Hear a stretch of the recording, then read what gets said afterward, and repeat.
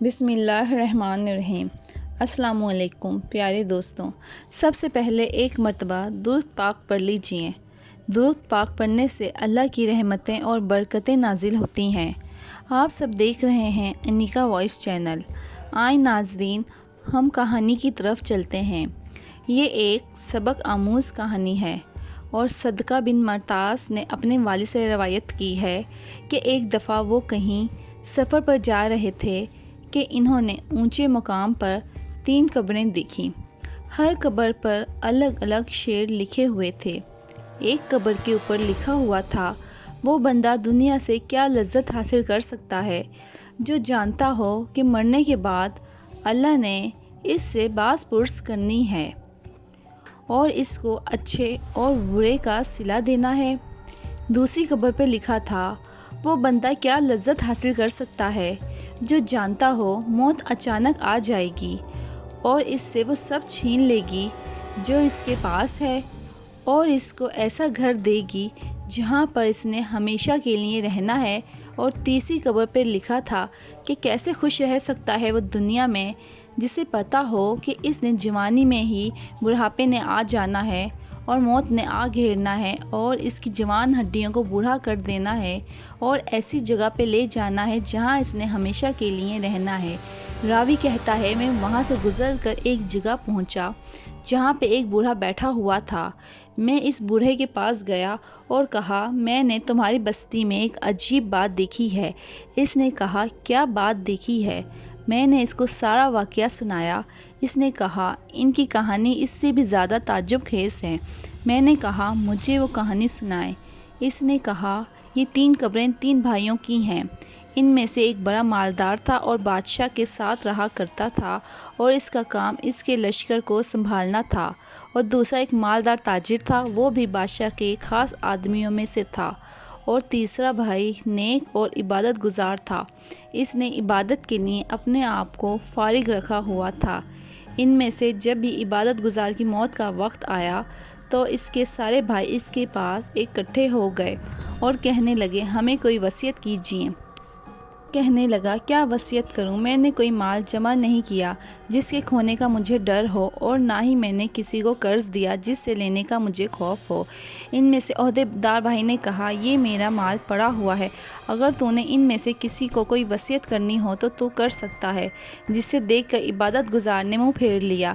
ان میں سے تاجر بولا، میرے بھائی، تجھے میرے مال و دولت کا اندازہ ہے، اگر تیرے دل میں کسی بھلائی کا ارادہ ہو تو ان میں سے خرچ کر سکتا ہے۔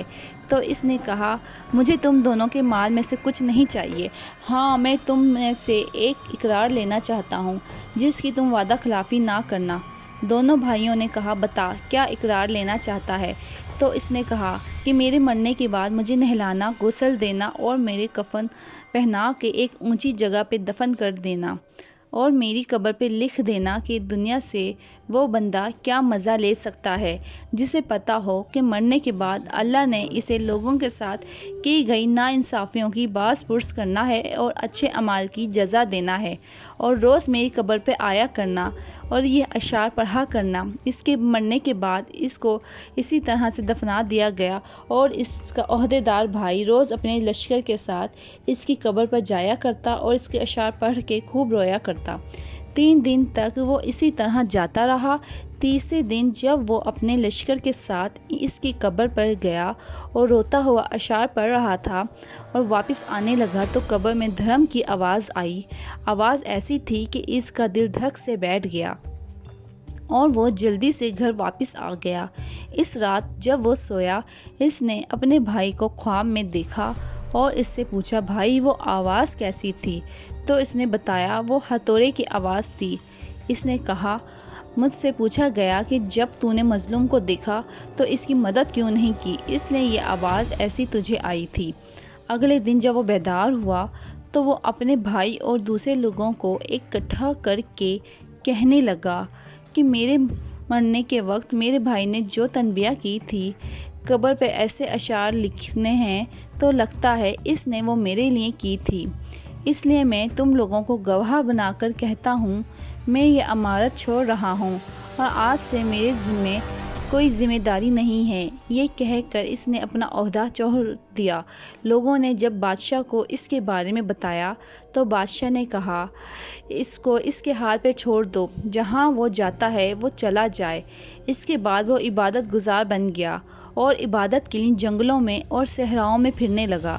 اور پھر جب اس کی موت کا وقت قریب آیا تو وہ چرواہوں کے درمیان تھا، تو اس کے بھائی کو خبر کی گئی۔ اس کا بھائی آیا اور اس نے کہا بھائی کوئی وصیت کرنا چاہو تو کر سکتے ہو۔ اس نے کہا میں کیا وصیت کروں، میرے پاس تو کوئی مال نہیں ہے، ہاں ایک وعدہ لیتا ہوں جو تمہیں کرنا ہوگا۔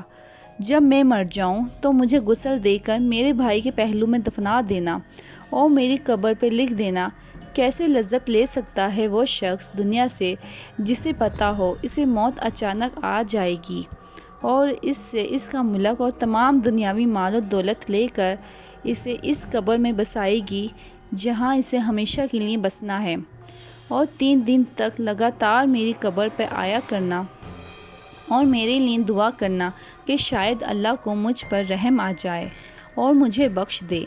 یہ کہہ کر اس کو موت آ گئی اور پھر اس کی وصیت کے مطابق اس کو ایسے ہی دفنا دیا گیا۔ اس کی قبر پر وہی اشعار لکھے گئے۔ اسی وصیت کے مطابق اس کا بھائی روز 3 دن تک لگاتار اس کی قبر پہ جاتا رہا۔ تیسرے دن جب وہ اس کی قبر پہ گیا تو اس کو زوردار آواز سنائی دی، جسے سن کر اس کی عقل زائل ہوتی گئی اور وہ ڈر کر گھر واپس آ گیا، اور ساتھ اس نے خواب میں اپنے بھائی کو دیکھا اور کہا کیا تم مجھ سے ملاقات کرنے کے لیے آئے ہو؟ تو انہوں نے کہا کہ ملاقات تو بہت دور کی بات ہے۔ اس نے کہا اچھا تم کس حال میں ہو؟ اس نے کہا اچھے حال میں ہیں۔ میں نے کہا اچھا تو دوسرے بھائی کس حال میں ہے؟ اس نے کہا وہ تو نیک اور عبادت گزار لوگوں میں ہے، بہت اچھے حال میں ہے۔ میں نے کہا میرا حال کیا ہوگا؟ اس نے کہا جو جیسا کرے گا اس کو ویسا ہی بدلہ دیا جائے گا۔ اس لیے مرنے سے پہلے اپنی دولت کو غریبوں میں تقسیم کر دیا، اور اس نے ایسا ہی کیا، اپنی ساری دولت کو اکٹھا کر کے غریبوں اور مسکینوں میں بانٹ دیا اور خود عبادت میں مشغول ہو گیا۔ اس کا بیٹا بڑا ہو کر نہایت خوبصورت جوان بن گیا اور تجارت شروع کر دی اور تجارت میں بہت نام کمایا۔ پھر جب اس کے باپ کا آخری وقت قریب آیا تو اس نے کہا ابا جان کوئی وصیت کرنی ہو تو کر دیجئے۔ اس نے کہا بیٹا میرے پاس تو کوئی مال نہیں ہے جس کی وصیت کروں، ہاں ایک وعدہ لیتا ہوں جو تو نے پورا کرنا ہوگا۔ میرے مرنے کے بعد مجھے اپنے چچاؤں کے پہلوؤں میں دفنا دینا اور میری قبر پہ لکھنا کہ کیسے مزے لے سکتا ہے وہ دنیا سے شخص جس کا رخ ایسی قبر کی طرف ہو جو جوانوں کو بوڑھا کر دیتی ہے اور چہروں کا رنگ اڑا دیتی ہے اور اپنے پہلو میں بسا لیتی ہے اور جلدی جلدی جوڑوں اور پہلوؤں کو بوسیدہ کر دیتی ہے۔ جب یہ کام کر لو تو 3 روز تک لگاتار میری قبر پر آیا کرنا اور دعا کیا کرنا۔ اس کے مرنے کے بعد اس کے بیٹے نے اس کو ایسا ہی کیا اور 3 دن تک لگاتار اسی قبر پہ جایا کرتا اور رویا کرتا۔ تیسرے دن جب وہ اس کی قبر پہ جا کے واپس آ رہا تھا تو اس نے زوردار آواز سنی، جسے سن کر اس کی جلد سکڑ گئی اور دل بیٹھ گیا اور اس کو بخار سا چڑھ گیا۔ وہ اپنے گھر آ گیا اور آ کر سو گیا۔ رات کو خواب میں اپنے باپ کو دیکھا، جسے دیکھ کر وہ تڑپ سا گیا۔ باپ نے کہا بیٹا بہت جلد تم ہمارے پاس آنے والے ہو، اس لیے اپنا سامان اس گھر سے باندھ لو جہاں سے تم نے آنا ہے اور اس گھر کی طرف رخ کر لو جہاں پر تم نے آنا ہے، اور اپنے اعمال درست کر لو اور دھوکے میں نہ رہو، لمبی لمبی امیدیں لگا کر جیسا کہ تم سے پہلے لوگوں نے کی جنہوں نے موت کے بارے میں کوتاہی کی اور اپنے اعمال درست نہیں کیے، اور پھر موت کے وقت ندامت اٹھانی پڑے گی۔ تم بھی اپنے اعمال درست کر لو، اس لیے اے میرے بیٹے جلدی کر لو، جلدی کر لو، جلدی کر لو۔ یہ کہہ کر وہ وہاں سے چلا گیا۔ عبداللہ بن صدقہ کہتے ہیں، راوی سے بیان ہے کہ وہ آدمی بوڑھا جو کہانی سنا رہا تھا وہ کہتا ہے جب صبح اس کا بیٹا خواب سے بیدار ہوا تو اس نے لوگوں کو اکٹھا کیا اور کہا جو بھی میرے ساتھ رات کو خواب میں معاملہ ہوا ہے مجھے یقین ہے وہ سب سچ تھا اور موت میرے سر پر منڈلا رہی ہے۔ اس نے اس نے رشتہ داروں اور لین دین والوں سے اپنے معاملات درست کیے اور عبادت میں مشغول ہو گیا اور لوگوں کو اللہ حافظ کہا۔